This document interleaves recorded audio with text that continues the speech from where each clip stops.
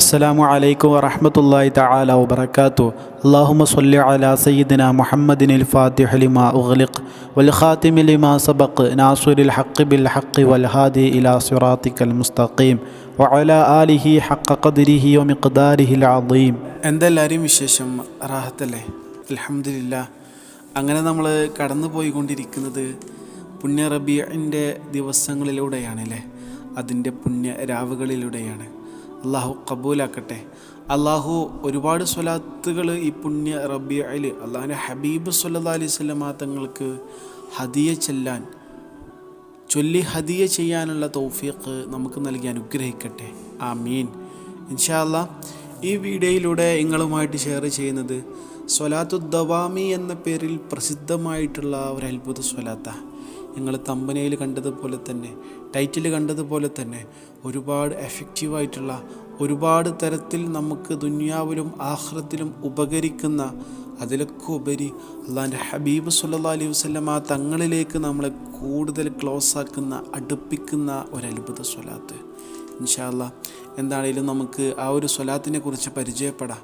ഈ സ്വലാത്ത് നമ്മൾ ചൊല്ലുക, അതോടൊപ്പം ഈ നന്മ മറ്റുള്ളവരിലേക്ക് ഷെയർ ചെയ്യുക എന്നുള്ളതാണ്. മനസ്സിലായില്ലേ?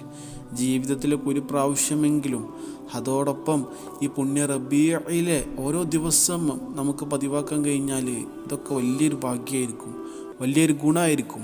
നമുക്കൊരു ജീവിതത്തിൽ ഒരിക്കലും പ്രതീക്ഷിക്കാതെ ലഭിക്കുന്ന വലിയൊരു നിധിയായിരിക്കും ഇൻഷാ അല്ലാഹ്. ശരിക്കും ഇതിൻ്റെയൊക്കെ ഫലം എന്താണെന്നുള്ളത്, ഇതിൻ്റെയൊക്കെ യഥാർത്ഥ ഗുണം എന്താ എന്നുള്ളത് നമ്മൾ മരിച്ചു പോയാലേ അറിയുള്ളൂ.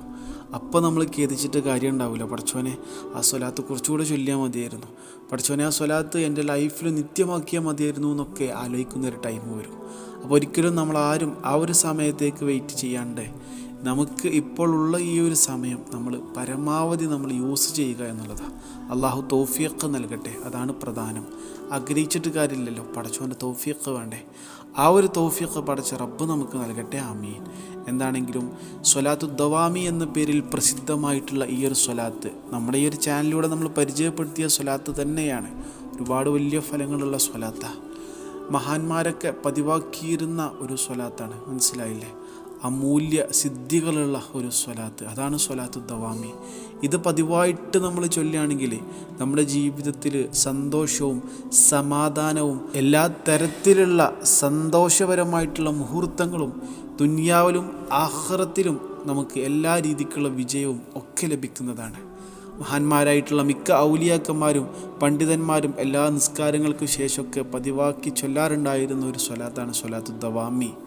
നമ്മുടെ ഹലാലായിട്ടുള്ള ഏത് ആഗ്രഹങ്ങൾ, ഏത് ആവശ്യങ്ങൾ നിറവേറിക്കിട്ടാനും അതൊക്കെ മനസ്സിൽ കരുതിയിട്ട് ഈ സ്വലാത്ത് നമ്മൾ ചൊല്ലുകയാണെങ്കിൽ ഇൻഷാ അല്ലാഹ് പടച്ച റബ്ബ് അത് നമുക്ക് പൂർത്തിയാക്കി തരുമെന്നുള്ളതാണ്.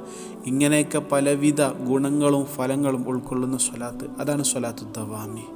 എന്താണെങ്കിലും സ്വലാത്ത് ഏതാണെന്നല്ലേ ഇനി നിങ്ങളെ നെക്സ്റ്റ് ക്വസ്റ്റ്യൻ. ഇതാണ് സ്വലാത്ത്. അല്ലാഹുമ്മ സ്വല്ലി അലാ സയ്യിദിനാ മുഹമ്മദിൻ വഅലാ ആലി സയ്യിദിനാ മുഹമ്മദിൻ അദദ മാ ഫീ ഇൽമില്ലാഹ് സ്വലാത്തൻ ദായിമതൻ ബിദവാമി മുൽക്കില്ലാഹ്. ഇതാണ് സ്വലാത്ത്. അല്ലാഹുമ്മ സ്വല്ലി അലാ സയ്യിദിനാ മുഹമ്മദിൻ വഅലാ ആലി സയ്യിദിനാ മുഹമ്മദിൻ അദദ മാ ഫീ ഇൽമില്ലാഹ് സ്വലാത്തൻ ദായിമതൻ ബിദവാമി മുൽക്കില്ലാഹ്. അല്ലാഹുമ്മ സ്വല്ലി അലാ സയ്യിദിനാ മുഹമ്മദിൻ വഅലാ ആലി സയ്യിദിനാ മുഹമ്മദിൻ അദദ മാ ഫീ ഇൽമില്ലാഹ് സ്വലാത്തൻ ദായിമതൻ ബിദവാമി മുൽക്കില്ലാഹ്. അല്ലാഹു തൗഫീഖ് നൽകട്ടെ. ഇത് നമുക്ക് കഴിയുന്നത്ര ദിനംപ്രതി പതിവാക്കുക.